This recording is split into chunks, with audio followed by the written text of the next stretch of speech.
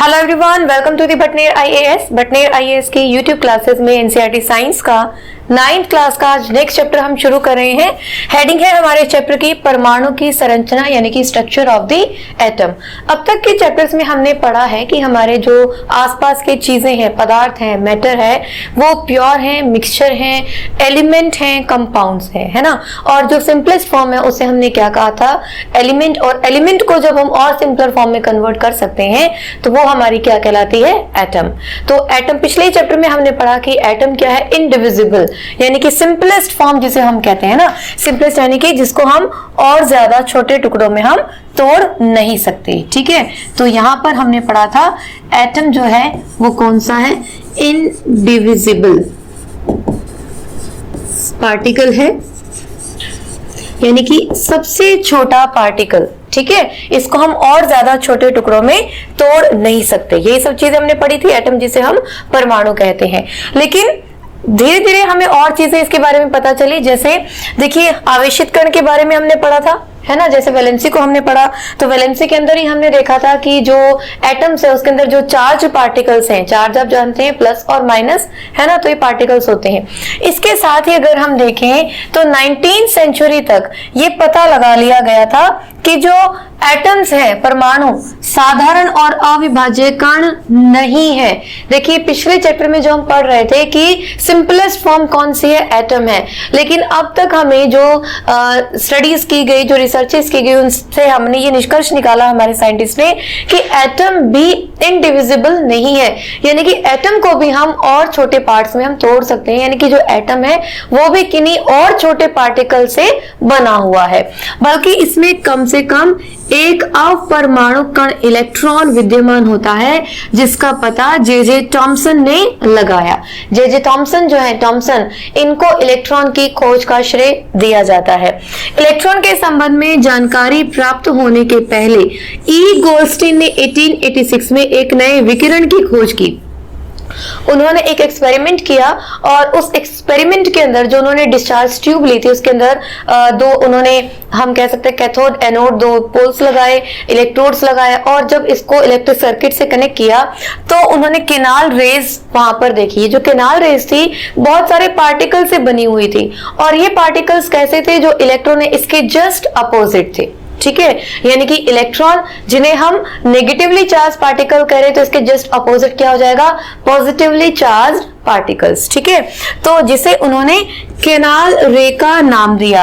ये किरणें धनावेशित विकिरण थी, यानी कि पॉजिटिवली चार्ज्ड रेस थी, जिसके द्वारा अंततः दूसरे अपरमाणु कणों की खोज हुई। दूसरे अपरमाणु यानी कि जो परमाणु के अंदर, जो एटम के अंदर हमें जो पार्टिकल्स मिल रहे हैं, जिन्हें हम सब एटॉमिक पार्टिकल्स कह रहे हैं। तो ये जो सब एटॉमिक पार्टिकल्स हैं, कौन कौन से अब तक डिस्कवर हो चुके थे, प्रोटॉन्स एंड इलेक्ट्रॉन्स। जो प्रोटॉन्स हैं उनकी डिस्कवरी किसने की थी, जे थॉमसन ने, और जो प्रोटॉन्स हैं उनकी किसने की थी, ई गोल्डस्टीन ने 1886 में। ठीक है,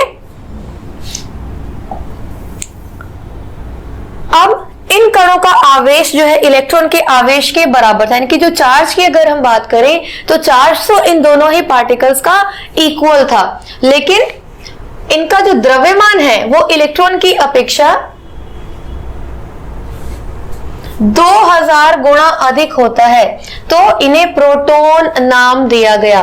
सामान्यतः इलेक्ट्रॉन को ई नेगेटिव के द्वारा और प्रोटॉन को पी पॉजिटिव के द्वारा दर्शाया जाता है। प्रोटॉन का द्रव्यमान हम एक इकाई यानी कि 1 U से हम शो करते हैं, और इसका आवेश भी हम +1 लेते हैं। इसी तरीके से इलेक्ट्रॉन का जो द्रव्यमान है वो हम नगण्य और आवेश जो है हम -1 मान लेते हैं। देखिए यहाँ पर कुछ चीजें मैं आपको, जो चार्ज होता है वो मैं आपको बताना चाहूंगी। तो यहाँ देखिए, अगर हम इलेक्ट्रॉन और प्रोटॉन जिनकी अभी हमने डिस्कवरी की है, जिन्हें हम सब एटॉमिक पार्टिकल्स कह रहे हैं, तो जब हम इसके मास की बात करते हैं, हमने चार्ज देख लिया कि क्या है, दोनों एक दूसरे के अपोजिट नेचर के, अपोजिट चार्ज है। ठीक है, इलेक्ट्रॉन पर हम जानते हैं कौन सा चार्ज होता है, नेगेटिव, और प्रोटॉन पर हम जानते हैं कौन सा होता है, पॉजिटिव। ठीक है, तो चार्ज अगर हम देखें तो यहाँ पर हमारे सामने है इलेक्ट्रॉन पर जो चार्ज होगा वो लगभग होता है 1.6 इंटू 10⁻⁹ कूलम, और वहीं प्रोटॉन के ऊपर होता है 1.6 इंटू 10⁻⁹ कूलम। तो चार्ज तो दोनों इक्वल हैं, तभी हम कहते हैं ना कि जो एटम होते हैं उसमें प्रोटॉन्स और इलेक्ट्रॉन्स की संख्या जो होती है वो इक्वल रहता है, तभी वो स्टेबल रहता है। नहीं तो चार्ज क्या हो जाएगा, ज्यादा होगा, और वो फिर आगे हम उसको इलेक्ट्रॉन्स देना या लेना जो पोजिशन हम कहते हैं उसमें आ जाएगा। ठीक है, तो ये चार्ज। और मास की अगर हम बात करें तो इलेक्ट्रॉन का जो मास है वो 9 इंटू 10⁻28 ग्राम, और वहीं प्रोटॉन का मास जो है वो आता है 1.6 इंटू 10⁻24 ग्राम। तो इन दोनों को जब हम कंपेयर करते हैं तो ये हमारे पास कितना आ जाता है, जो प्रोटॉन का मास है इलेक्ट्रॉन के कंपैरिजन में बहुत ज्यादा है। देखिए दोनों ही कम है, माइनस में जा रहे हैं, अगर हम देखेंगे तो एग्जैक्टली बहुत कम होंगे, लेकिन जब हम इन दोनों को कंपेयर कर रहे हैं तो -24 और -28, 10⁻24 और 10⁻28 जो डिफरेंस आ रहा है वो लगभग कितना है, 2000 गुना अधिक होता है प्रोटॉन का मास। तो आप देख सकते हैं कि कितना ज्यादा मास उसका होगा। तो प्रोटॉन के कंपैरिजन में हम इलेक्ट्रॉन का जो मास है इसको हम नेग्लिजिबल मान लेते हैं, नगण्य हम इसको मान लेते हैं। ठीक है, देखिए सामान्यतः उनको प्रोटॉन नाम दिया गया, सामान्यतः इलेक्ट्रॉन को E नेगेटिव के द्वारा और प्रोटॉन को P पॉजिटिव के द्वारा दर्शाया जाता है। अब प्रोटॉन का जो द्रव्यमान है वो 1 यानी कि ग्राम में हम शो कर रहे हैं। अगर हम इसको यूनिट में शो करेंगे तो हम इसको 1 U भी लिख सकते हैं, इसको भी हम 1 U लिख सकते हैं, एक इकाई। और इसका आवेश जो अगर हम देखें +1 और इसका आवेश अगर हम देखें -1, लेकिन सॉरी यहाँ पर जो हमारे पास आएगा इलेक्ट्रॉन का जो है ये 0 आ जाएगा, नेग्लिजिबल हम इसे कहेंगे। ठीक है, और यहीं पर जो हमारे पास एक थर्ड सब एटॉमिक पार्टिकल जो जेम्स चैडविक ने डिस्कवर किया था, न्यूट्रॉन जिसे हम कह रहे थे, उसका अगर हम मास देखें तो वो भी हमें लगभग प्रोटॉन के बराबर ही नजर आएगा, जिसको हम 1 U यानी कि 1 यूनिट ही हम कह रहे हैं, प्रोटॉन का 1 यूनिट है तो इसका भी क्या आ जाएगा, 1 यूनिट आ जाएगा। चार्ज की हम बात करें, न्यूट्रल है तो इसके ऊपर कोई भी चार्ज नहीं आएगा, नो चार्ज। क्लियर? तो हमने 3 सब एटॉमिक पार्टिकल्स पढ़े, कौन कौन से एटम के अंदर होते हैं, electrons, protons and neutrons. Electrons जो है नेगेटिवली चार्ज पार्टिकल्स हैं, प्रोटॉन्स जो है वो पॉजिटिवली चार्ज पार्टिकल्स हैं, और न्यूट्रॉन जो है वो न्यूट्रल है, उनके ऊपर कोई चार्ज नहीं है। इलेक्ट्रॉन्स की खोज किसने की थी, जे थॉमसन ने। प्रोटॉन्स की खोज किसने की थी, गोल्स्टीन ने। और जो न्यूट्रॉन है इसकी खोज किसने की थी, चैडविक ने। ठीक है, तो ये चीजें आपको ध्यान रखनी है, जो मास है इनका ये दिया हुआ है और जो चार्ज है वो हमारे सामने यहाँ पर लिखा हुआ है। ठीक है, तो ये चीज समझाने का मतलब ये था, जो आपको यहाँ पर दिया गया है कि इनका जो द्रव्यमान है, प्रोटॉन और इलेक्ट्रॉन का जो द्रव्यमान है उसमें इतना वेरिएशन जो हम कह रहे हैं, इलेक्ट्रॉन को हम क्यों नेग्लिजिबल मान रहे हैं, वो 10⁻28 और 10⁻24 जो एग्जैक्ट हमारे पास फिगर है उसके अकॉर्डिंग हम कैलकुलेट करते हैं, तो लगभग 2000 गुना हमारे पास आ जाता है। ठीक है,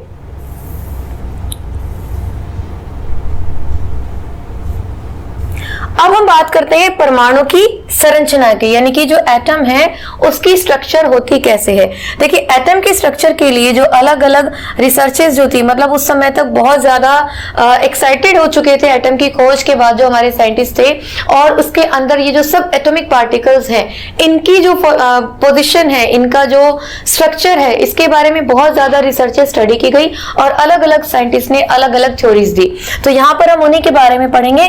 डाल्टन का हम पढ़ चुके हैं, जो डाल्टन ने कहा था कि जो एटम है वो इनडिविजिबल पार्टिकल है, लेकिन यहां तक आते आते एटम के डिवीजन हो गए थे, सब एटॉमिक पार्टिकल्स का हमें पता चल गया था। तो डाल्टन की जो परमाणु सिद्धांत था वो गलत साबित हो गया, यानी कि जो परमाणु है, एटम है, वो इनडिविजिबल नहीं है, इसके अंदर और भी पार्टिकल्स पाए जाते हैं। ठीक है, तो इनके अंदर की जो व्यवस्था है इसको समझाने के लिए जो हमें मॉडल दिए गए, उसमें सबसे पहला जो मॉडल आता है हमारे पास वो आता है थॉमसन का परमाणु मॉडल। ठीक है, जे थॉमसन का परमाणु मॉडल। थॉमसन ने परमाणु की संरचना से संबंधित एक मॉडल प्रस्तुत किया जो क्रिसमस केक की तरह था। इसके अनुसार जो परमाणु है एक धनावेशित गोला था, इसमें इलेक्ट्रॉन क्रिसमस केक में लगे सूखे मेवों की तरह थे।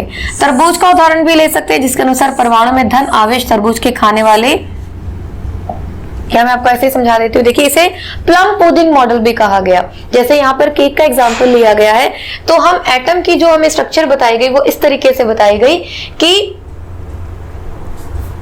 ये अगर हमारा एक एटम है तो इसमें जो पॉजिटिवली जो चार्ज है वो जगह जगह बिखरा हुआ है, इन्होंने ये बताया। और जो इलेक्ट्रॉन्स हैं वो उसके बाहर कहीं चक्कर लगा रहे हैं, इन्होंने ऐसा बताया, इनकी बाहर की तरफ है। या अगर हम जैसे केक की बात करें, केक का ये जो पूरा पोर्शन है ये तो कैसा पॉजिटिवली चार्ज पार्टिकल, और उसके ऊपर जो ड्राई फ्रूट्स हैं, नट्स हैं, वो क्या है, नेगेटिवली चार्ज पार्टिकल्स। ऐसे ही अगर हम तरबूज के बीजों की बात करें, तरबूज की हम बात करें पूरा, तो जो रेड पार्ट है जो हम खाते हैं वो सारा क्या है, पॉजिटिव पार्ट, और जो उसके अंदर बीज होते हैं तरबूज के, उसको हमने नेगेटिव यानी कि इलेक्ट्रॉन्स के पोजीशन के अकॉर्डिंग उसको समझ आया। ठीक है, तो ये इन्होंने कहा जिसे हम प्लम पुडिंग मॉडल भी कह सकते हैं, जिसके अनुसार परमाणु में धन आवेश तरबूज के खाने वाले लाल भाग की तरह बिखरा है, जबकि इलेक्ट्रॉन जो है धनावेशित गोले में तरबूज के बीज की भांति बिखरे हुए। देखिए जैसे इस तरीके से पूरा जो है ये पॉजिटिवली चार्ज पार्टिकल है, और कहीं कहीं पर इसमें जो इलेक्ट्रॉन्स है वो बिखरे हुए हैं। ठीक है, ये किसने बताया, थॉमसन ने। ध्यान रखना है आपको, थॉमसन ने जो बताया था, प्लम पुडिंग मॉडल भी हम इसे कहते हैं। हम इसे जो है थॉमसन का परमाणु, जो थॉमसन का जो मॉडल है उसे भी हम कह देते हैं। तो कुछ चीजें थॉमसन के बारे में है, देखिए इंपॉर्टेंट है ये। जो ब्रिटिश भौतिक शास्त्री जे थॉमसन जो थे 1856-1940 तक इनका लाइफ स्पेन था। इनका जन्म 18 दिसंबर 1856 में मैनचेस्टर के कीचम हिल क्षेत्र में हुआ था।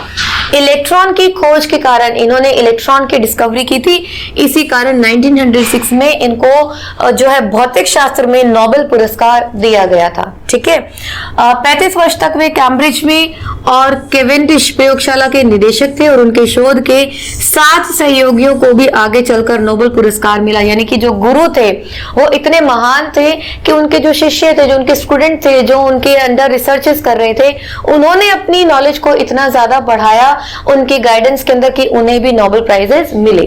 ठीक है, चलिए अब जो थॉमसन ने कहा, अपना जो मॉडल दिया, उनकी जो पोस्टुलेट थी, जो धारणाएं थी, जो प्रस्ताव थे, वो क्या थे। परमाणु धन आवेशित गोले का बना होता है और इलेक्ट्रॉन उसमें धंसे रहते हैं। ठीक है, जैसा अभी हमने इस डायग्राम के थ्रू देखा।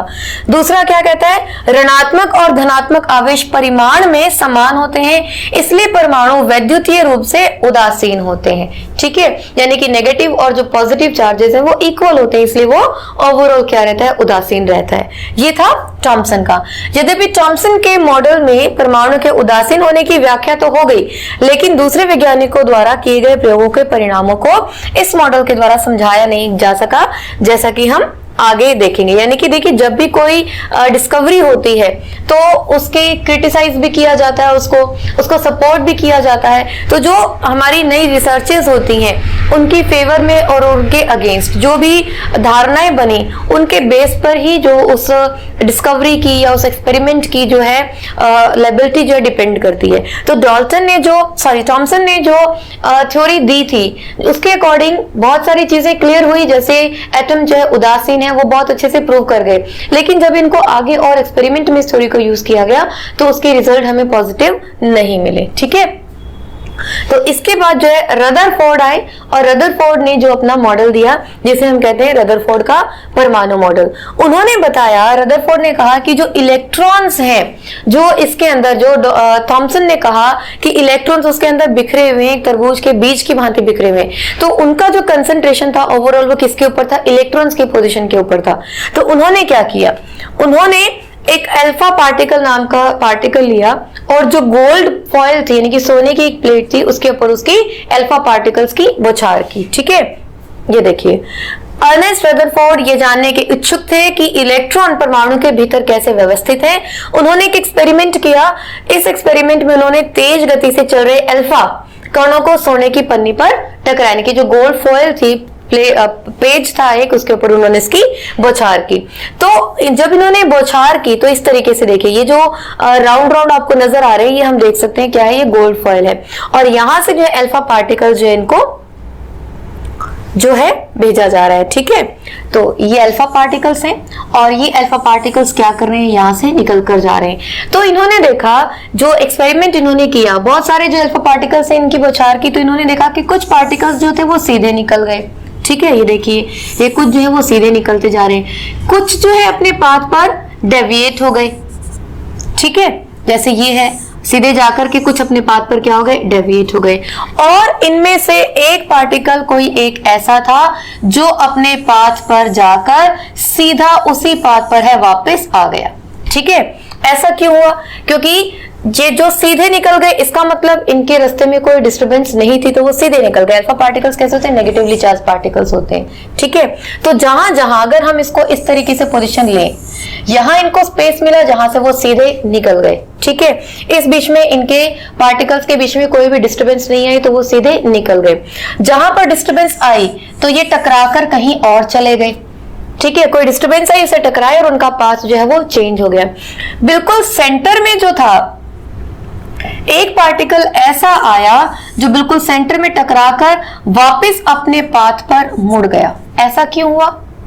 क्योंकि यहां पर कोई ऐसी चीज थी जो क्या कर रही थी, इसको रिपेल कर रही थी। ठीक है, यानी कि यहां से टकरा करके ये वापस अपने ही पाथ पर मुड़ गया। तो ये क्यों हुआ? देखिए, हम जरा देख लेते हैं। हम अल्फा प्रकीर्णन प्रयोग ने आशा के बिल्कुल विपरीत जो परिणाम दिया। इन्होंने बताया तेज गति से चल रहे अधिकतर अल्फा कण जो है सोने की पन्नी से सीधे निकल गए। ठीक है, दूसरा जो उन्होंने बताया, कुछ अल्फा कण पन्नी के द्वारा बहुत छोटे कोण से विक्षेपित हुए, यानी कि जो भी ऑब्स्टेकल उनके बीच में आई उससे टकराकर जो उनका पाथ था वो डेविएट हो गया, थोड़ा सा वो चेंज हो गया। आश्चर्यजनक रूप से प्रत्येक 12,000 कणों में एक कण जो है वापस आ गया, यानी कि जो बीच से अगर हम ये एक एटम माने तो ये सीधे निकल गए पार्टिकल, ये जो थे कुछ अपने पास से डेविएट हो गए और बिल्कुल सेंटर वाला जो था वो अपने पाथ पर इस तरीके से मुड़कर वापस आ गया। तो यह परिणाम उसी प्रकार अविश्वसनीय था जैसे अगर आप एक 15 इंच के तोप के गोले को टिश्यू पेपर के टुकड़े पर मारते हैं और वो लौट कर आपको ही चोट पहुंचाता है। आप समझ सकते हैं कि एक पेपर बॉल को हम क्या करें, हम दीवार पर फेंक कर मारे और वो वापस आकर हमें उससे डबल प्रेशर के साथ हमारे ऊपर चोट करे। ठीक है, या तोप का गोला इन्होंने एग्जाम्पल लिया। तो ये जो इनकी थी ऑब्जर्वेशन थी। ठीक है, और तो रिजल्ट क्या निकाला इन्होंने, जो रिजल्ट निकला वो क्या था, यानी कि परमाणु के भीतर का जो अधिकतर भाग है वो क्या है, खाली है। ठीक है, अधिकतर भाग क्या हो गया, खाली, जहां से वो पार्टिकल सीधे निकल गए, उनको खुला रास्ता मिला, कोई दिक्कत उनके बीच में नहीं आई। ठीक है, क्योंकि अधिकतर अल्फा कण जो थे वो बिना विक्षेपित हुए सोने की पन्नी से बाहर निकल गए, उनके बीच में कोई ऑब्स्टेकल नहीं थी। ठीक है, बहुत कण अपने मार्ग से विक्षेपित होते हैं जिससे ज्ञात होता है कि परमाणु में धनावेशित भाग जो है वो बहुत कम है। ठीक है, धनावेशित भाग बहुत कम है, यानी कि कुछ कहीं कहीं पर वो डेविएट हुए। जैसे अगर हम ये अगर मान ले, ये वाला पार्ट हम मान ले न्यूक्लियस, तो यहां से तो क्या हो गए, वो सीधे निकल गए, यहां से टकराए तो वो इस तरीके से चल गए और बीच वाला जो था उससे बिल्कुल टकराकर वापस आ गए। ठीक है, तो इस तरीके से यानी कि ये खाली जगह थी और बहुत कम जो पार्ट है, यानी कि ये वाला सिर्फ सेंटर वाला जो पार्ट है यही पॉजिटिवली चार्ज पार्ट है और बाकी का सारा जो है वो खाली है। ठीक है, और बहुत कम अल्फा कण जो थे वो 180 डिग्री पर विक्षेपित हुए, जिससे संकेत मिलता है कि सोने के परमाणु का पूर्ण धनावेश भाग और द्रव्यमान परमाणु के भीतर बहुत कम आयतन में सीमित है। प्राप्त आंकड़ों के आधार पर उन्होंने निष्कर्ष निकाला कि नाभिक की त्रिज्या परमाणु की त्रिज्या से 10 की पावर 5 गुना छोटी है। अपने प्रयोगों के आधार पर रदरफोर्ड ने परमाणु का नाभिकीय मॉडल प्रस्तुत किया जिसके निम्नलिखित लक्षण थे, यानी कि इन सब चीजों के आधार पर जो इन्होंने अल्फा पार्टिकल्स का एक्सपेरिमेंट किया, सोने की पन्नी के ऊपर इन्होंने बौछारे कि कुछ पार्टिकल्स सीधे निकल गए, कुछ अपने पास से डेविएट हो गए और एक पार्टिकल ऐसा था जो बिल्कुल वापस 180 डिग्री पर मुड़ गया। तो इसका कारण ये था कि जो सीधे निकल गए यानी कि वो जगह खाली थी, उस जगह कुछ नहीं था। जो थोड़े से डेविएट हो गए इसका मतलब कहीं जो था हल्का फुल्का जो पॉजिटिव जो था इलेक्ट्रॉन्स के बीच में आया वो अपने पास से अल्फा कणों के पास से जो डेविएशन हुआ उसके कारण हुआ, और कुछ जो थे बिल्कुल 180 पर मुड़ गए वापस, यानी कि जो अल्फा पार्टिकल जहां बीच में टकराया वो बिल्कुल पॉजिटिवली चार्ज स्पेस था जहां से अल्फा पार्टिकल 180 डिग्री पर ही रिटर्न हो गए। ठीक है, तो परमाणु का जो रिजल्ट निकला, मॉडल जो हमने देखा है, मतलब इस एक्सपेरिमेंट से जो निष्कर्ष निकाले उन्होंने अपने ऑब्जर्वेशन के थ्रू, जो एटम की ओवरऑल अब इन्होंने स्ट्रक्चर बताई वो क्या थी, वो ये थी। परमाणु का केंद्र जो है वो धनावेशित होता है, जिसे नाभिक कहा जाता है। ठीक है, केंद्र जो होगा वो धनावेशित होगा। एक परमाणु का लगभग संपूर्ण द्रव्यमान जो होगा वो नाभिक के अंदर ही होता है, क्योंकि इलेक्ट्रॉन को तो हमने क्या मान लिया, नेग्लिजिबल हो गया। ठीक है, प्रोटॉन को ही हम कह रहे हैं कि पॉजिटिवली चार्ज जो है, और अगर हमने ये कहा किसी भी एटम का जो बीच वाला हिस्सा है वो पॉजिटिवली चार्ज है, तो वहां पर क्या होगा, प्रोटॉन ही तो होगा, है ना। तो इस तरीके से इलेक्ट्रॉन नाभिक के चारों ओर वर्तुलाकार मार्ग में चक्कर लगाते हैं, और नाभिक का आकार परमाणु के आकार की तुलना में काफी कम होता है। वही चीज बार बार आपको मैं डायग्राम के थ्रू बताती हूँ कि अगर ये हमारा एक एटम है तो इसके बीच में ये नाभिक होगा, यहाँ पर क्या होगा, पॉजिटिवली चार्ज पार्टिकल। और अभी तक हमें पता है कि पॉजिटिवली चार्ज पार्टिकल्स कौन से थे, प्रोटॉन थे। और जितना भी इसका मास है इस पूरे एटम का, वो इसके सेंटर के कारण है। क्यों? क्योंकि सेंटर में क्या है, प्रोटॉन है। और अभी हमने पढ़ा था कि प्रोटॉन और इलेक्ट्रॉन का मास जब हम कंपेयर करते हैं तो इलेक्ट्रॉन का जो मास है वो नेग्लिजिबल हो जाता है प्रोटॉन के कंपैरिजन में। ठीक है, और क्या बताया इन्होंने कि जो इलेक्ट्रॉन है वो इसके चारों तरफ वर्तुलाकार यानी कि गोलाकार कक्षा में चक्कर लगा रहे हैं।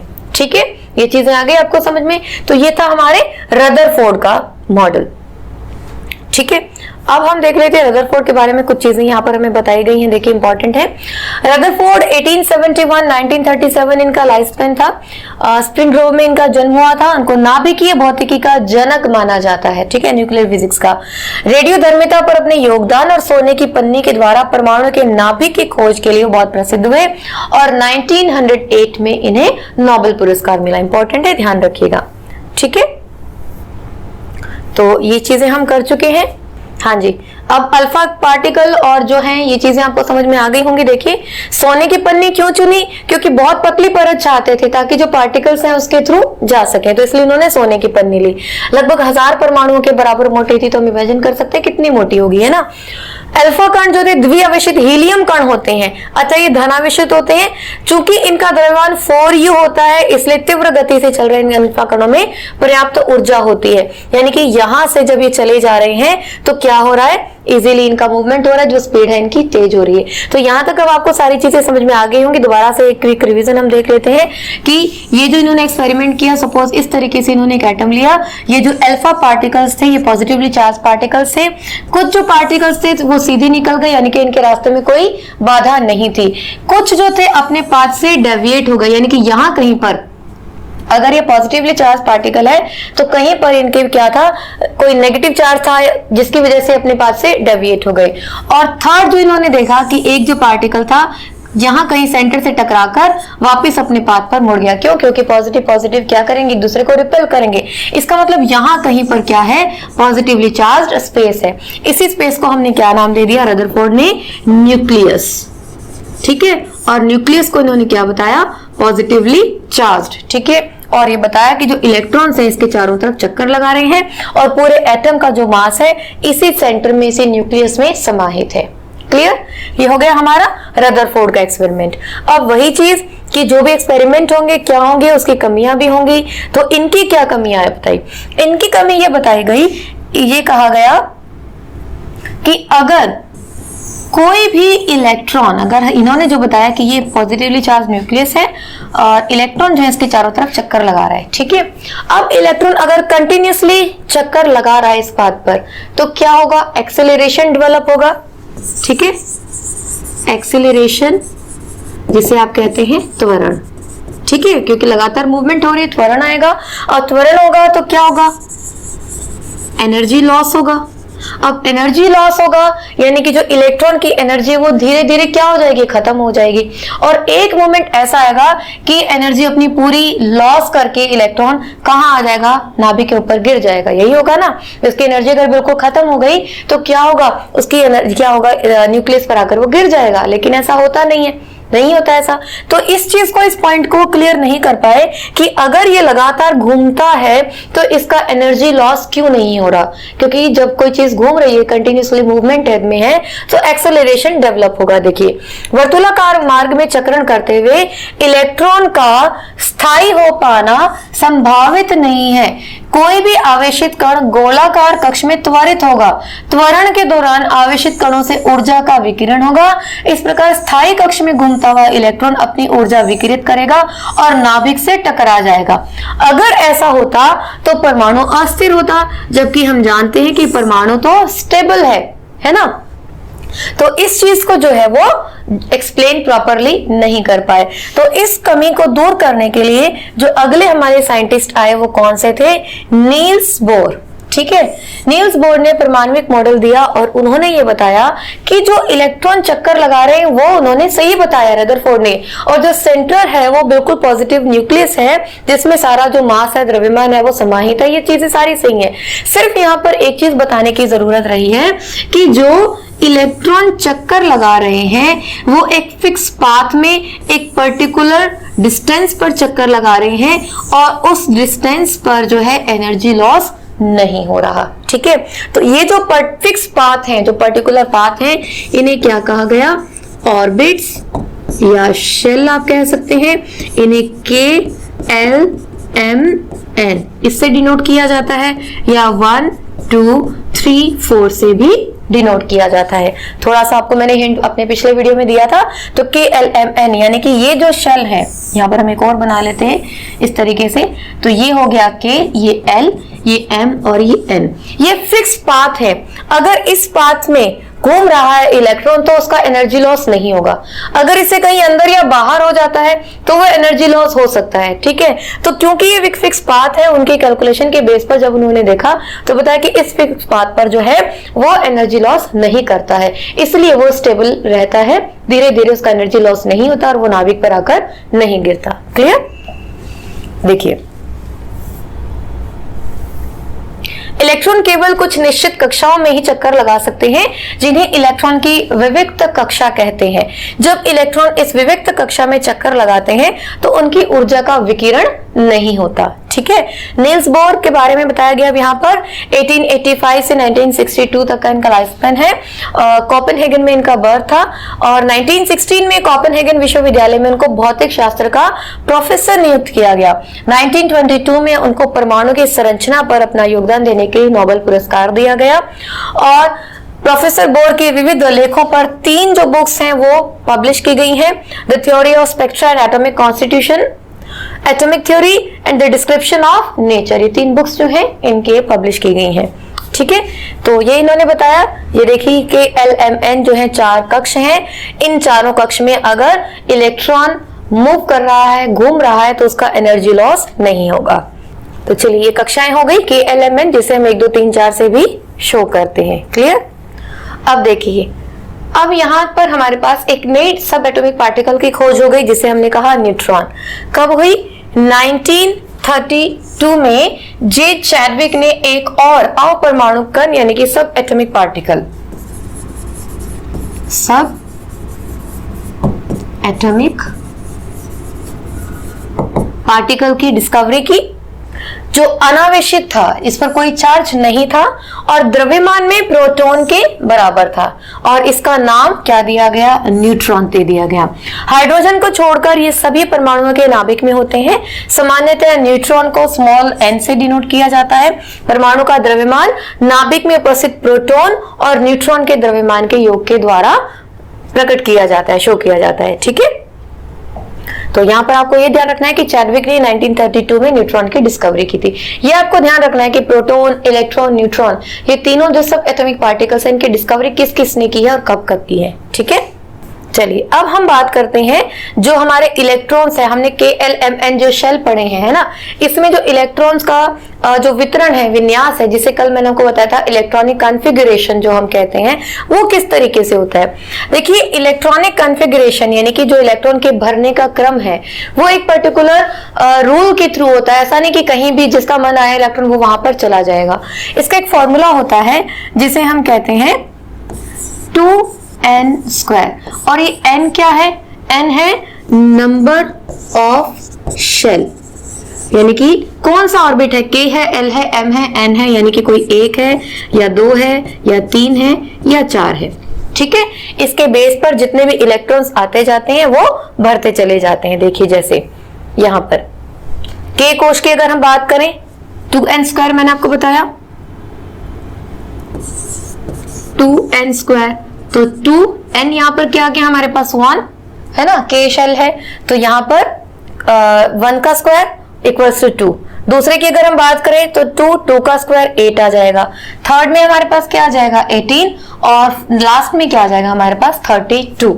ठीक है, और ये जो इलेक्ट्रॉन्स, जैसे अब आप कहेंगे कि मैडम कल तो आपने कहा था कि 8 या 2 ही होते हैं, तो ये जो इलेक्ट्रॉन है जो KLM हमने पढ़ा शेल, इसके अंदर भी क्या होते हैं, कोश होते हैं जिसको हम SPDF कहते हैं, उनके अंदर जो है इलेक्ट्रॉन के भरने का क्रम होता है। उसके अकॉर्डिंग हम देखते हैं तो आउटर मोस्ट के अंदर हमारे पास 8 ही इलेक्ट्रॉन आते हैं। ठीक है, 8 मतलब करने होते हैं, कंप्लीट करने होते हैं। क्लियर, और ये जो भरे जाते हैं इलेक्ट्रॉन, पहले एक कक्ष जो इलेक्ट्रॉन्स होते हैं वो सर्कल होता है इनका, एक को हम इससे शो करते हैं और दूसरे इलेक्ट्रॉन को हम इससे, यानी कि अपोजिट जो चक्र चलता है इनका, तो पहले सारे एक चक्र वाले इलेक्ट्रॉन भरे जाते हैं और उसके बाद विपरीत चक्र वाले जो इलेक्ट्रॉन्स हैं वो भरे जाते हैं। ठीक है, तो इलेक्ट्रॉनिक कॉन्फ़िगरेशन के रूल हैं, उस चक्कर में अभी आपको नहीं पढ़ना क्योंकि अभी इतनी डिटेल हमारे काम की नहीं है। ठीक है, तो आपको रूल जो ध्यान है वो रखना है आपको, 2n² रूल के थ्रू जो इलेक्ट्रॉन्स भरे जाते हैं। क्लियर, ये देखिए, ये जैसे हम हाइड्रोजन की हम बात कर रहे हैं, हाइड्रोजन पहले नंबर पर है, एक ही इलेक्ट्रॉन है, तो ये एक इलेक्ट्रॉन आ गया हमारे पास में। ठीक है, इसके बाद हमने पढ़ा हीलियम। ठीक है, हाइड्रोजन हीलियम, हीलियम अगर हम देखें दूसरे नंबर पर है, 2 इलेक्ट्रॉन है, तो K के अंदर इसके पास क्या भरे गए, 2 इलेक्ट्रॉन भरे गए। ठीक है, तो K शेल जो है यहाँ पर पूरा हो गया, दोनों का कौन सा हो गया, K पूरा। ठीक है, अगला हम देखें लिथियम। लिथियम में यानी कि दूसरा कक्ष शुरू हो गया, दूसरे में हम देख रहे हैं कितने आ रहे हैं हमारे पास, 8 इलेक्ट्रॉन आ रहे हैं पूरे। ठीक है, 2 × 2 का स्क्वायर कितने आ गए, 8। क्लियर, तो यहाँ पर देखिए लिथियम थर्ड नंबर पर आ रहा है, 3 इलेक्ट्रॉन होंगे इसके पास, तो 2 तो इसके K में चले गए, अगला शेल कौन सा आ रहा है, L, तो 1 इलेक्ट्रॉन यहाँ पर चला गया, 3 इसके पूरे हो गए। फोर्थ नंबर पर आ रहा है बेरिलियम। ठीक है, तो बेरिलियम में 4 इलेक्ट्रॉन है, तो 2 K में भर गए, 2 L में आ गए। ठीक, इसके बाद बोरोन में हम देखें 1 इलेक्ट्रॉन, यानी कि एक इलेक्ट्रॉन जो है वो बढ़ता चला जा रहा है, तो L में अब जब तक हमारे पास 8 नहीं हो जाएंगे, तो देखिए 8 कहां हो रहे हैं हमारे पास, 1 2 3 4 5 6 7 8 इलेक्ट्रॉन इस शेल में पूरे हो गए। आगे हमारा नेक्स्ट जो शेल है यानी कि M जो है वो शुरू हो गया। देखिए तीसरा चक्र बन गया, तीसरा शेल हमारे पास शुरू हो गया।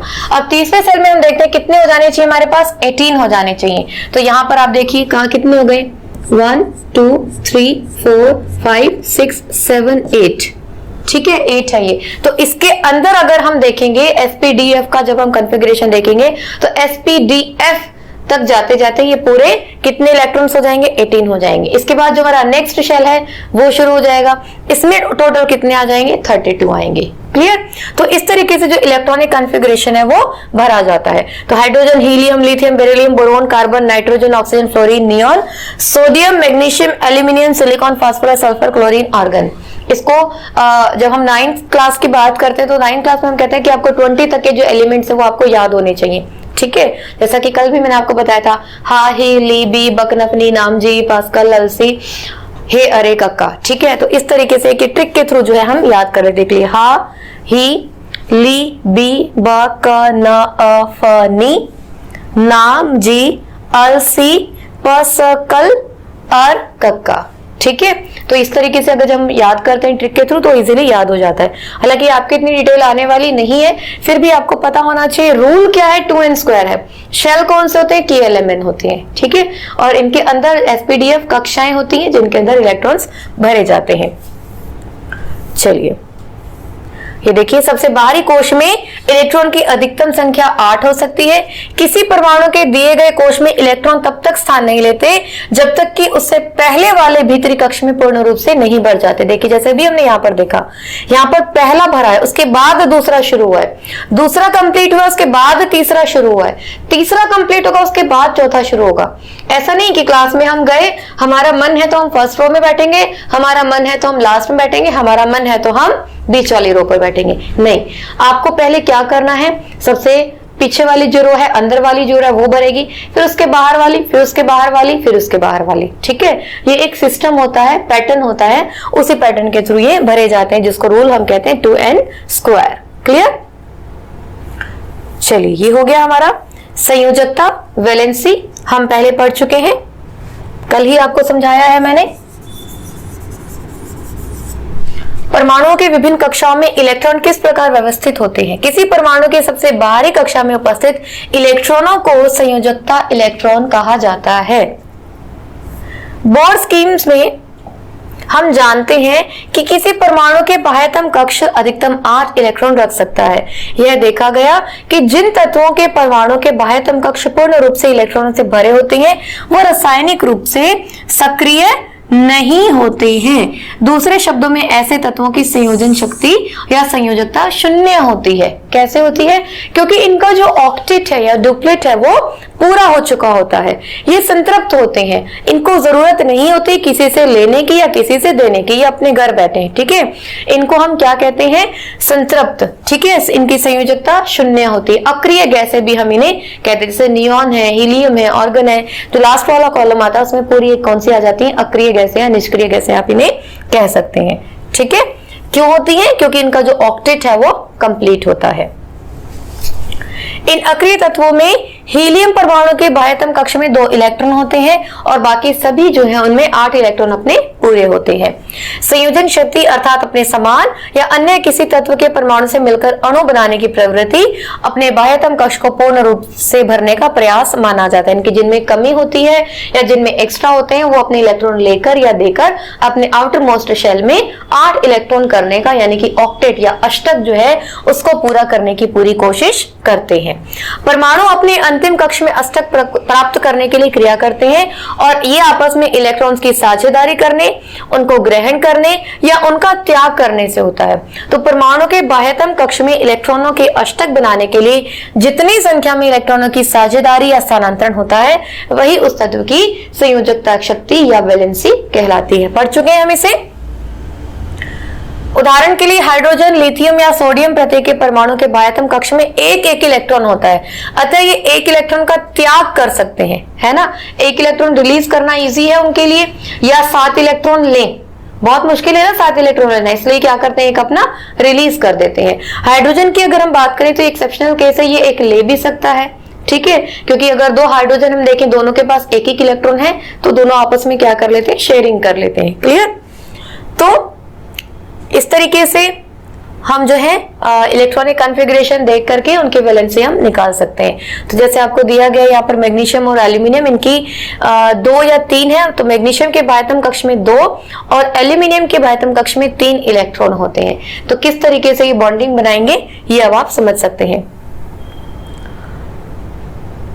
अब जैसे फ्लोरीन परमाणु के बाह्यतम कक्ष में 7 इलेक्ट्रॉन होते हैं और इसकी संयोजकता 7 हो सकती है, लेकिन बाह्यतम कक्ष में अष्टक बनाने के लिए फ्लोरीन के लिए 7 इलेक्ट्रॉन्स को देना ज्यादा इजी है या 1 इलेक्ट्रॉन को लेना? तो ऑब्वियस सी बात है 1 इलेक्ट्रॉन लेना ज्यादा इजी है। ये हम कहते हैं ना कि वो दे ही क्यों रहा है या ले ही क्यों रहा है, क्योंकि इजी क्या है, कंफर्ट जोन में हम सभी रहना चाहते हैं, वैसा ही ये भी करते हैं। तो अभी 1 इलेक्ट्रॉन लेना ज्यादा इजी है या 7 इलेक्ट्रॉन निकालना अपने अंदर से? क्योंकि 7 इलेक्ट्रॉन रिलीज करने के लिए एनर्जी भी बहुत ज्यादा चाहिए, वही 1 हमें लेना है तो वो इजी होगा, इसलिए ये 1 इलेक्ट्रॉन ले लेता है बजाय कि 7 देने के। तो इसलिए इसकी संयोजकता जो होती है वो क्या हो जाती है? 8 में से 7 घटाकर प्राप्त की जा सकती है, इनकी 1 जो है इसकी संयोजकता आ जाती है। तो ये चीज वैलेंसी में आपको समझा चुकी हूं। तो ये है आपके सामने टेबल जिसमें आपको अलग अलग एलिमेंट्स की दी गई। जैसे एलिमेंट्स हाइड्रोजन सबसे पहले दिया गया है, एटॉमिक नंबर जो है इसका 1 है यानी कि 1 नंबर पर आता है। प्रोटॉन की संख्या कितनी है? 1 है। न्यूट्रॉन इसके अंदर नहीं होते। इलेक्ट्रॉन की संख्या भी कितनी होगी? 1 ही होगी। 1 ही इलेक्ट्रॉन है तो कहां जाएगा? सबसे पहले के शेल के अंदर जाएगा, तो संयोजकता भी कितनी हो जाएगी इसकी? 1 ही हो जाएगी, है ना। इसी तरीके से हीलियम की हम बात करें 2 नंबर पर आ रहा है, एटॉमिक नंबर इसका क्या है? 2। प्रोटॉन की संख्या कितनी है? 2। इलेक्ट्रॉन की संख्या कितनी है? 2, क्योंकि इक्वल होते हैं। और इलेक्ट्रॉन अगर हम वितरण देखें तो के शेल के अंदर ही जाएंगे, क्योंकि के हम पहले नंबर पर देख रहे हैं, मैक्सिमम कितने इलेक्ट्रॉन्स आ सकते हैं? 2, तो पहले के फिल होगा। संयोजकता क्या हो जाएगी? 0, क्योंकि इसका डुप्लेट जो है वो पूरा है, इसको किसी से लेने देने की जरूरत नहीं है। ठीक है, इसी तरीके से लिथियम हम देखें 3रे नंबर पर है, प्रोटॉन की संख्या 3 है, न्यूट्रॉन की संख्या इसमें 4 है। ठीक है। और इलेक्ट्रॉन की संख्या 3, प्रोटॉन और इलेक्ट्रॉन तो इक्वल ही रहेंगे। K में 2 चले गए, तीसरा इलेक्ट्रॉन कहाँ चला जाएगा, अगले शेल में L। तो इस तरीके से इसकी वैलेंसी कितनी हो जाएगी, 1, क्योंकि ये क्या करेगा, एक अपना दे देगा, या तो 7 इलेक्ट्रॉन ले या एक अपना दे दे। क्या इजी है, एक इलेक्ट्रॉन छोड़ देना, वो ज्यादा इजी है, तो ये अपना एक इलेक्ट्रॉन दे देगा, तो इसकी वैलेंसी क्या आ जाएगी, 1 आ जाएगी। तो इस तरीके से ये हमें टेबल दी गई है।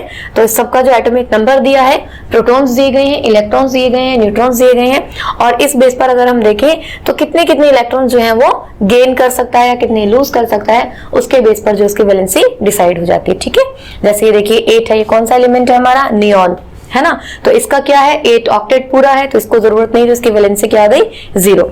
इसी तरीके से ऑर्गन का भी देख लीजिए, 8 कंप्लीट है, ऑक्टेट कंप्लीट है, तो इसकी वैलेंसी क्या आ गई, 0। क्लियर। तो ये हो गया आपका वैलेंसी। तो यहां पर आपको ध्यान होगा, मैंने आपको बताया था कि जो 3 से 4 इलेक्ट्रॉन तक जो है लेना देना हो जाता है, लेकिन इसके बाद जो है वो शेयरिंग शुरू हो जाती है, ठीक है, जिसे हम कोवलेंट बॉन्ड कहते हैं, सहसंयोजक बंध हम कहते हैं। क्लियर।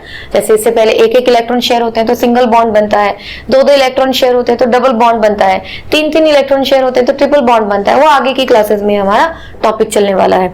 तो यहाँ आपको ये ध्यान रखना है कि 3 इलेक्ट्रॉन 4 इलेक्ट्रॉन तक तो इनका लेना देना ईजी हो जाता है, क्योंकि रिलीज करना और गेन करना ईजी होता है, लेकिन इससे आगे बढ़ने पर एनर्जी बहुत ज्यादा चाहिए होती है, इसलिए वो शेयरिंग शुरू कर देते हैं, ठीक है। चलिए अब हमारा अगला आता है परमाणु संख्या तथा द्रव्यमान संख्या, atomic number and mass number. अब एटॉमिक नंबर क्या होता है,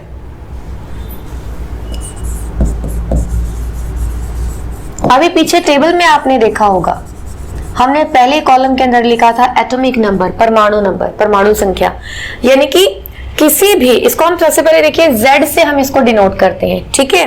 अब होता क्या है परमाणु संख्या, प्रोटॉन की कुल संख्या को ही हम परमाणु संख्या कहते हैं। किसी भी एटम के अंदर जितने भी प्रोटॉन्स होंगे वही उसकी क्या कहलाती है, परमाणु संख्या कहलाती है। सिंपल सी चीज है, number of proton is known as atomic number. जितने भी प्रोटॉन्स होंगे वो उसकी क्या कहलाएगी, परमाणु संख्या कहलाएगी, एटॉमिक नंबर कहलाएगा। और इसको हम किससे डिनोट करते हैं, हम Z से डिनोट करते हैं। क्लियर। जैसे यहाँ पर एग्जांपल दिया इन्होंने, हाइड्रोजन, हाइड्रोजन के अंदर 1 है, क्योंकि हाइड्रोजन परमाणु के नाभिक में केवल 1 ही प्रोटॉन होता है ना, तो इसका एटॉमिक नंबर क्या हो गया, 1। तो हाइड्रोजन के लिए Z इक्वल्स टू क्या आ जाएगा, 1। कार्बन, कार्बन के अगर हम देखें न्यूक्लियस, इसमें कितने प्रोटॉन होते हैं, 6 है ना, 6 प्रोटॉन 6 न्यूट्रॉन होते हैं, तो प्रोटॉन की संख्या हमें लेनी है। कार्बन का मास हम देखते हैं तो 12U हम पढ़ते हैं ना, वो क्यों आता है, क्योंकि 6 प्रोटॉन प्लस 6 न्यूट्रॉन, तो प्रोटॉन की संख्या कितनी है, 6, इसलिए कार्बन के लिए Z की वैल्यू क्या आ जाएगी, 6। तो कार्बन का एटॉमिक नंबर क्या है, 6। तो आप वैसे भी देखिए, हा ही ली बी ब क, कार्बन कितने नंबर पर आ रहा है, 6 नंबर पर आ रहा है, ठीक है।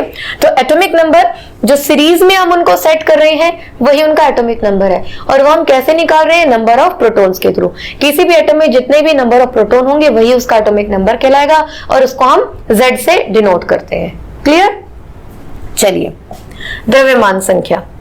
अब द्रव्यमान संख्या क्या होती है, प्रोटॉन प्लस न्यूट्रॉन, यानी कि एक परमाणु के नाभिक में उपस्थित प्रोटॉन और न्यूट्रॉनों की कुल संख्या के योग को द्रव्यमान संख्या कहा जाता है, ठीक है। कंफ्यूज नहीं होना आपको। एटॉमिक नंबर तो क्या है, नंबर ऑफ प्रोटॉन, और मास नंबर क्या है,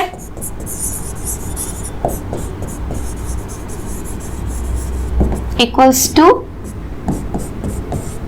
number of protons plus number of neutrons. Clear. और एटॉमिक नंबर क्या है,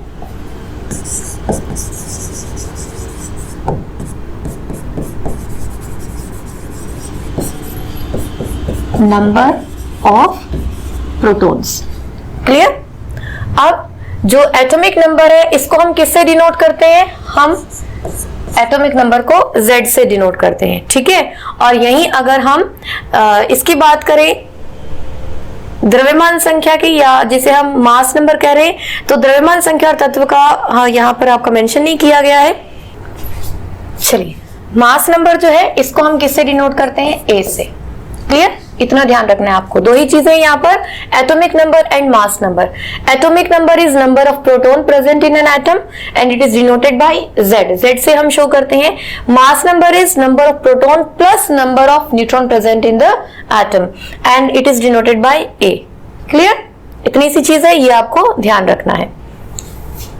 यहां पर ये आपको बताया गया कि जो हम फॉर्मूला लिखते हैं, प्रतीक लिखते हैं, तो द्रव्यमान संख्या क्या कहते हैं इसे हम A,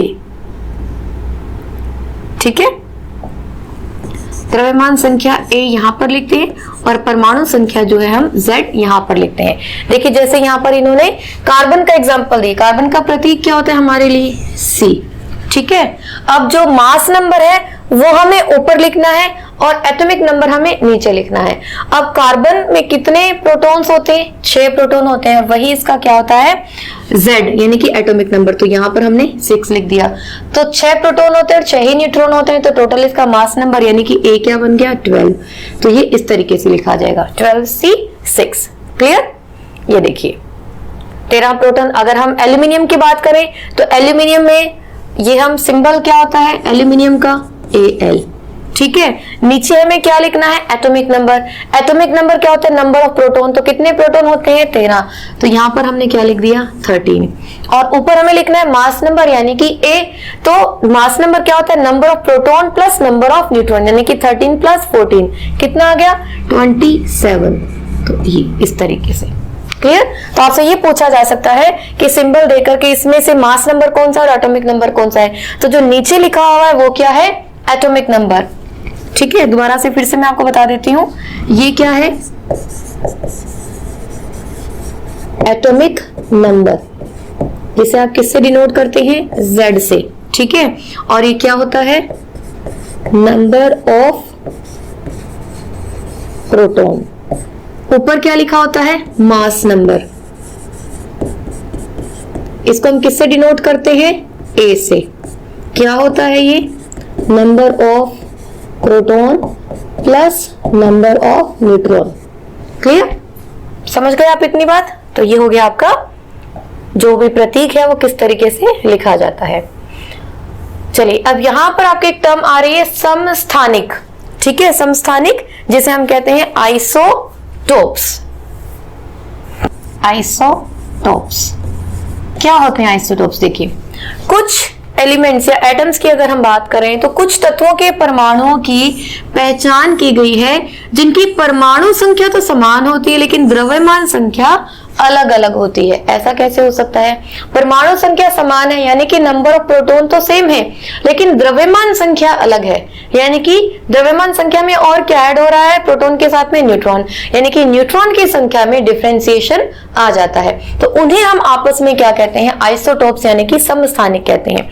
जिन एटम्स के द्रव्यमान संख्या और परमाणु संख्या में अंतर हो, क्या अंतर हो कि परमाणु संख्या तो समान हो लेकिन द्रव्यमान संख्या अलग हो। वो कैसे होगी? न्यूट्रॉन की संख्या में डिफरेंस के कारण। क्यों? क्योंकि हम एटॉमिक नंबर यानी कि परमाणु संख्या हम जानते हैं वो क्या होती है नंबर ऑफ प्रोटॉन, और द्रव्यमान संख्या क्या होती है number of proton plus number of neutron.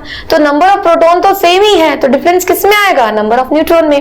तो ऐसे जो एलिमेंट्स वो आपस में क्या कहलाते हैं आइसोटोप्स कहलाते हैं। जैसे हाइड्रोजन का हम परमाणु लेंगे, आपको पहले भी मैंने समझाया था, जैसे प्रोटियम है, ड्यूटेरियम है और ट्राइटियम है, ठीक है। तीनों में ही हाइड्रोजन है। तीनों का ही अगर हम हाइड्रोजन देखें एटॉमिक नंबर क्या है 1 1 एंड 1। तीनों का ही एटॉमिक नंबर क्या है 1, यानी कि तीनों में प्रोटॉन्स कितना है एक ही है तीनों के अंदर, लेकिन इसका जो मास नंबर है वो अलग है। प्रोटियम का 1 है, ड्यूटेरियम का 2 है और ट्राइटियम का 3 है, ठीक है। दोबारा देखिए इसको,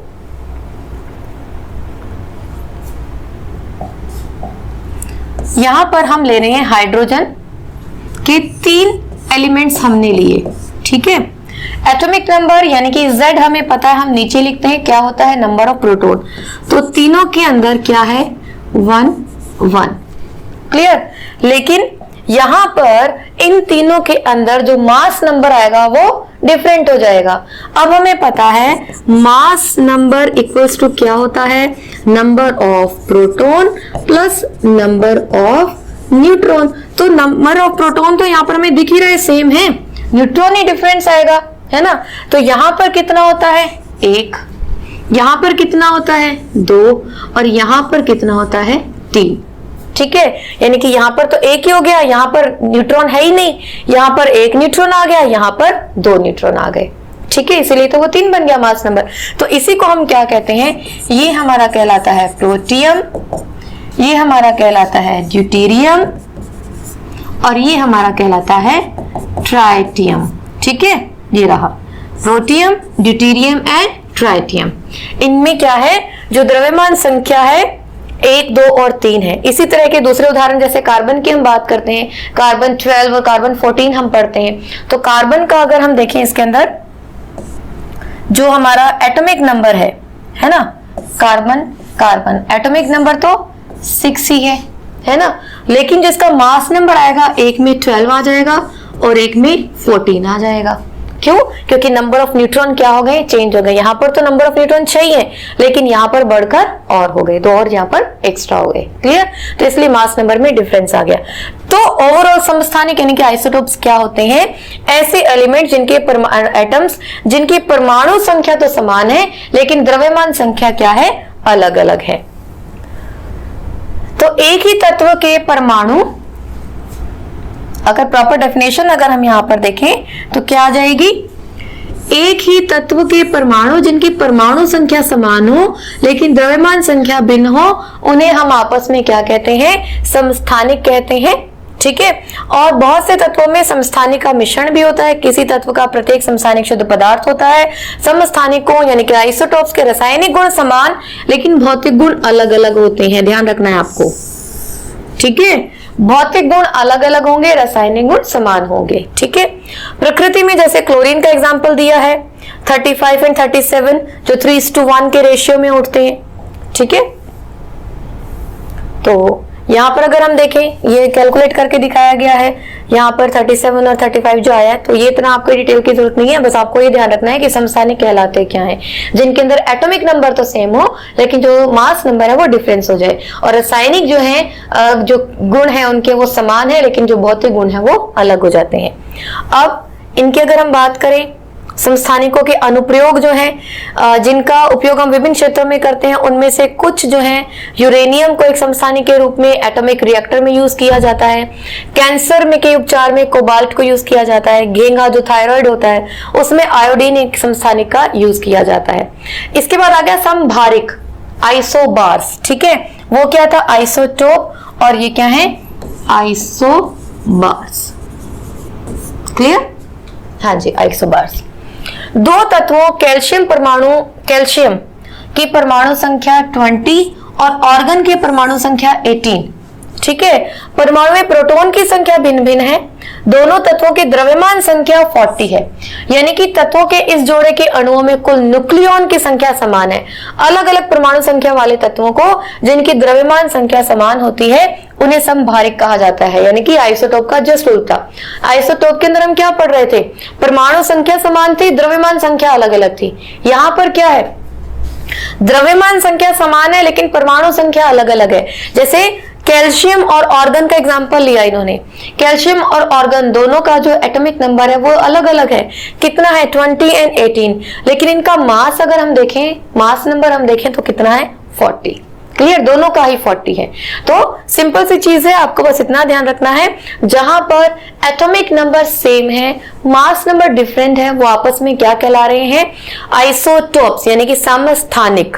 ठीक है, जिनका एटॉमिक नंबर अलग अलग है लेकिन मास नंबर सेम है, वो आपस में क्या कहला रहे हैं, समभारिक यानी कि आइसोबार्स। क्लियर, इतना आ गया आपको समझ में? चलिए, तो यहां तक ये हो गया हमारा चैप्टर। तो ये हमने देखा कि इलेक्ट्रॉन्स की खोज किसने की थी, प्रोटॉन्स की खोज किसने की थी, न्यूट्रॉन्स की खोज किसने की थी, फिर इनके अरेंजमेंट के लिए जो अलग अलग मेथड्स दिए गए, एक्सपेरिमेंट्स दिए गए, जिसमें हमने प्लम पुडिंग मॉडल पढ़ा, हमने बोर का मॉडल पढ़ा, हमने रदरफोर्ड का मॉडल पढ़ा, इनके ड्रॉबैक्स हमने पढ़े, और एक के ड्रॉबैक दूर करने के लिए दूसरे ने एक्सपेरिमेंट किया और अपनी जो थ्योरीज थी उनको आगे से आगे किस तरीके से दिया।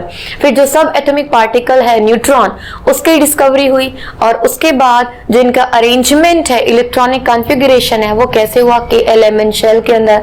अब के एलिमेंट शेल के अंदर जो इलेक्ट्रॉन्स भरे जाते हैं वो कैसे होते हैं, 2n² रूल्स के थ्रू होते हैं, है ना। फिर वैलेंसी हमने पढ़ी, यानी कि आउटर मोस्ट शेल में जितने इलेक्ट्रॉन्स देने की लेने की जो कैपेसिटी होती है उसको हम क्या कहते हैं, उसकी संयोजकता यानी कि वैलेंसी। फिर हमारा जो लास्ट टॉपिक था हमारा था आइसोटोप्स एंड आइसोबार, जिसमें हमने एटॉमिक नंबर और मास नंबर के बेस पर स्टडी किया। एटॉमिक नंबर क्या होता है, नंबर ऑफ प्रोटॉन्स, और मास नंबर क्या होता है, number of protons plus number of neutron. Atomic number को हम Z से डिनोट करते हैं, मास नंबर को हम A से डिनोट करते हैं। जिन एलिमेंट्स के एटम्स जिन एलिमेंट्स के जो एटॉमिक नंबर है वो क्या हो, सेम हो, लेकिन मास नंबर डिफरेंट हो, वो आपस में क्या कहलाते हैं, आइसोटोप, समस्थानिक। जिनके एटॉमिक नंबर अलग अलग हो लेकिन मास नंबर सेम हो, वो आपस में क्या कहलाते हैं, समभारिक यानी कि आइसोबार्स। तो यहाँ हमारा चैप्टर कंप्लीट होता है। आई होप सारा टॉपिक, सारी चीजें आपको क्लियर हो गई होंगी। फिर भी कोई डाउट हो तो कमेंट बॉक्स में आप पोस्ट करें, आपकी क्वेरीज को जरूर सॉर्ट आउट किया जाएगा। वीडियोस को लाइक करें, आप देखते हैं वीडियोस, व्यूज हमें आते हैं लेकिन लाइक्स नहीं आते, तो लाइक जरूर करें, ठीक है, हमें मोटिवेशन मिलता है। बाकी आपके कमेंट्स मैं पढ़ती रहती हूँ, आपके सभी के कमेंट्स के लिए, प्रेज करने के लिए, हमें आगे मोटिवेट करने के लिए आप सभी का बहुत बहुत धन्यवाद। आप वीडियो इसी तरीके से देखते रहें, पसंद करते रहें। Thank you.